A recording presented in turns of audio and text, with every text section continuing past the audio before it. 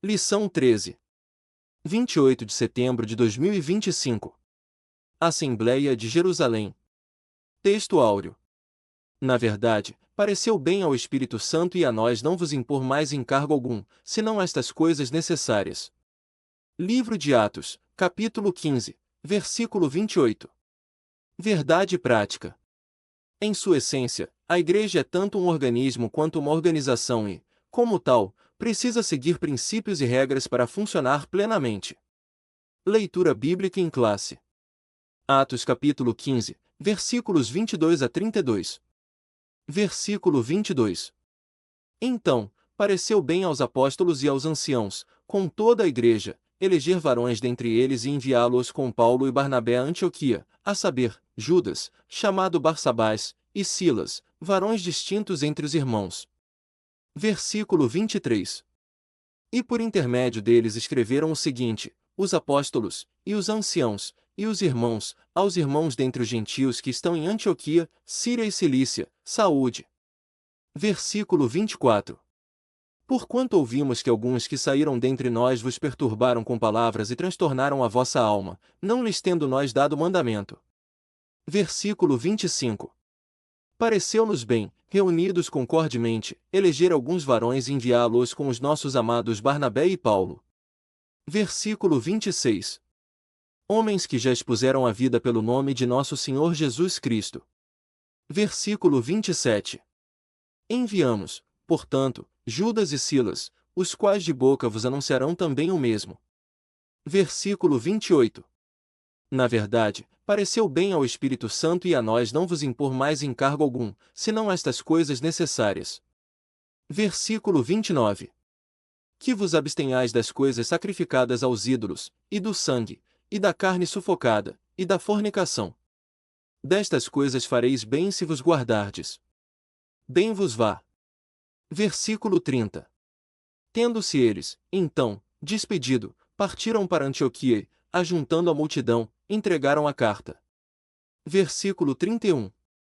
E, quando a leram, alegraram-se pela exortação. Versículo 32. Depois, Judas e Silas, que também eram profetas, exortaram e confirmaram os irmãos com muitas palavras. Comentário. Introdução. Com esta lição, terminamos mais um trimestre de estudos sobre a Igreja de Jerusalém. Aqui veremos como a Igreja agiu para resolver seus conflitos de natureza doutrinária. Um grupo composto por fariseus convertidos à fé insistia que os gentios convertidos deveriam guardar a lei, especialmente o rito da circuncisão. No entendimento dos apóstolos, se isso fosse exigido, a salvação deixaria de ser totalmente pela graça, o que era inaceitável. Devido à dimensão da questão e à sua importância para o futuro da Igreja, os líderes se reuniram em Jerusalém para buscar uma solução para o problema. Lucas deixa claro que a decisão tomada pela Igreja naquele momento foi guiada pelo Espírito Santo. É isso que veremos agora. Palavra-chave: Assembleia. Primeiro tópico: a questão doutrinária. O relatório missionário. A questão doutrinária que se tornou objeto de discussão no Concílio de Jerusalém, abordada no capítulo 15 de Atos dos Apóstolos, teve seu início na igreja de Antioquia. Ela começou quando Paulo e Barnabé apresentaram à igreja de Antioquia um relatório sobre a primeira viagem missionária que haviam realizado.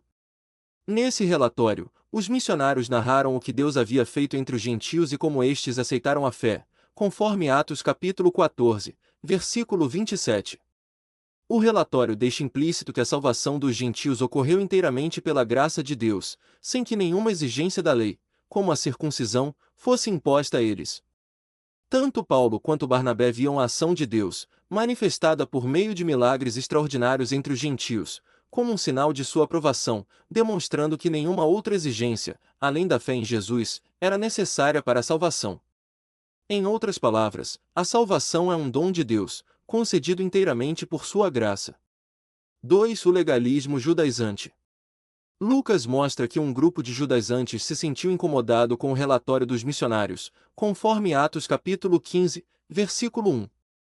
Esse grupo, composto por fariseus supostamente convertidos à fé, que haviam vindo de Jerusalém para Antioquia, se opôs ao ingresso de gentios na igreja sem que estes, antes, cumprissem as exigências da lei. Houve, portanto, um confronto entre esse grupo judaizante e os missionários Paulo e Barnabé. A questão tomou grandes proporções, correndo risco até mesmo de dividir a igreja em Antioquia, o que exigia uma resposta rápida por parte da liderança. Contudo, por se tratar de um tema complexo e de amplo alcance, a igreja de Antioquia considerou adequado remeter a questão para Jerusalém, a igreja-mãe, onde o assunto seria analisado e amplamente discutido pelos apóstolos e presbíteros, conforme Atos capítulo 15, versículo 2. Segundo tópico: o debate doutrinário. Uma questão crucial. A questão gentílica chegou a Jerusalém para ser tratada. Contudo, judaizantes, que ali se encontravam, deixaram claro que a igreja deveria circuncidar os gentios convertidos e ordenar que eles guardassem a lei de Moisés, conforme Atos capítulo 15, versículo 5. No entendimento desse grupo, sem a observância da lei, ninguém podia se salvar. Pedro é o primeiro a ver a gravidade da questão e percebe que ela não pode ser tratada de forma subjetiva. A questão deveria ser tratada com a objetividade que o caso exigia, e a experiência da salvação dos gentios em Cesareia, ocorrida anos antes, deveria servir de parâmetro, conforme Atos capítulo 10, versículos 1 a 46. Pedro, então, evoca a experiência pentecostal gentílica como prova da aceitação deles por Deus, e Deus, que conhece os corações, lhes deu testemunho, dando-lhes o Espírito Santo, assim como também a nós, conforme Atos capítulo 15, versículo 8. 2. A experiência do Pentecostes na fé dos gentios. O derramamento do Espírito sobre os gentios, anos antes, em Cesareia, na casa de Cornélio, conforme Atos capítulo 10, havia sido uma experiência objetiva, física e observável por todos os presentes ali, conforme Atos capítulo 10, versículos 44 a 46, e Atos capítulo 2, versículo 4.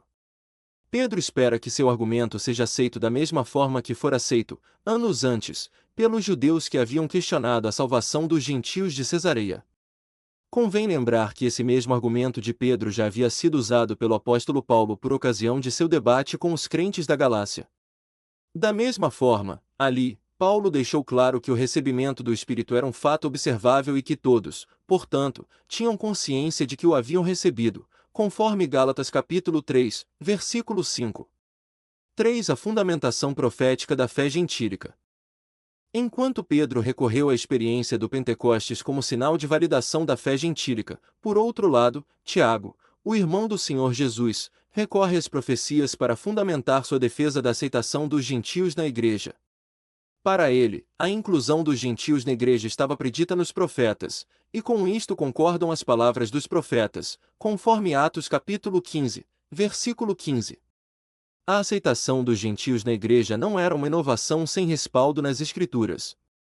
Pelo contrário, Deus já havia mostrado aos antigos profetas que os gentios também fariam parte de seu povo.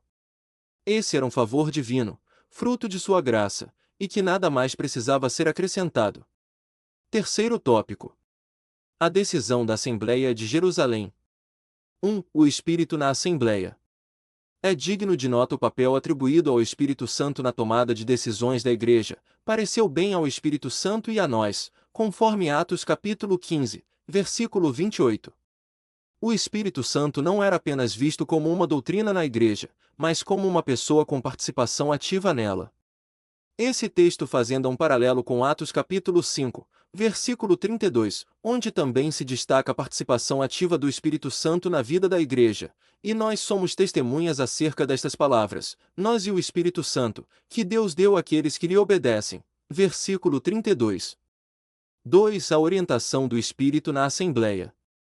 O texto de Atos capítulo 15, versículo 28, não nos diz como era feita a orientação do Espírito na primeira igreja.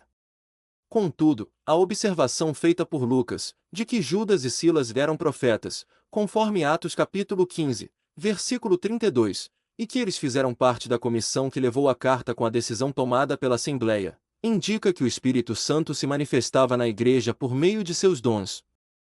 Compare com Atos capítulo 13, versículos 1 a 4. Isso explica por que as coisas funcionavam na primeira igreja. Esse era o padrão da igreja primitiva e deve ser também o padrão na igreja de hoje. 3. O parecer final da Assembleia. Depois dos intensos debates, o parecer da Assembleia foi de que os gentios deveriam se abster das coisas sacrificadas aos ídolos, do sangue, da carne sufocada e da fornicação, conforme Atos capítulo 15, versículo 29. Fica óbvio que a Igreja procurou resolver a questão mantendo-se rigorosamente fiel à doutrina da salvação pela graça, isto é, sem os elementos do legalismo judaico, mas evitando os extremos de rejeitar os irmãos judeus que também compartilhavam da mesma fé. O legalismo deveria ser rejeitado, os crentes judeus, não. Assim, ficou demonstrado que os gentios eram salvos pela graça, mas deveriam impor alguns limites à sua liberdade cristã, a fim de que o convívio com seus irmãos judeus não fosse conflituoso. Conclusão: a Igreja sempre será desafiada a enfrentar os problemas que surgem em seu meio. No capítulo 6 de Atos, vimos como ela resolveu um conflito de natureza social, provocado por reclamações de crentes helenistas, hebreus de fala grega. Aqui, o problema foi de natureza doutrinária, uma questão melindrosa que requeria muita habilidade por parte da liderança para ser resolvida. Graças ao parecer de uma liderança sábia e orientada pelo Espírito Santo, a Igreja tomou a decisão certa. A unidade da Igreja foi preservada e Deus foi glorificado. Revisando o conteúdo. 1. Como a questão doutrinária da salvação dos gentios se tornou objeto de discussão do Concílio de Jerusalém. Começou quando Paulo e Barnabé apresentaram à Igreja de Antioquia um relatório sobre a primeira viagem missionária. 2. O que Lucas mostra a respeito de um grupo de judaizantes? Lucas mostra que esse grupo, formado por fariseus convertidos, insistia que os gentios só poderiam ser salvos se guardassem a lei, especialmente a circuncisão, promovendo confusão e divisão na Igreja. 3. O que Pedro evoca como prova da aceitação dos gentios por Deus? Pedro evoca a experiência pentecostal gentílica como prova da aceitação deles por Deus, conforme Atos capítulo 15, versículo 8. 4. Aqui o apóstolo Tiago recorre para fundamentar a defesa da aceitação dos gentios na Igreja. Tiago recorre às profecias para fundamentar sua defesa da aceitação dos gentios na Igreja. Para Tiago, a inclusão dos gentios na Igreja estava predita nos profetas, conforme Atos capítulo 15, versículo 15. 5. Qual foi o parecer da Assembleia de Jerusalém? O parecer da Assembleia foi de que os gentios deveriam se abster das coisas sacrificadas aos ídolos, do sangue, da carne sufocada e da fornicação, conforme Atos capítulo 15, versículo 29.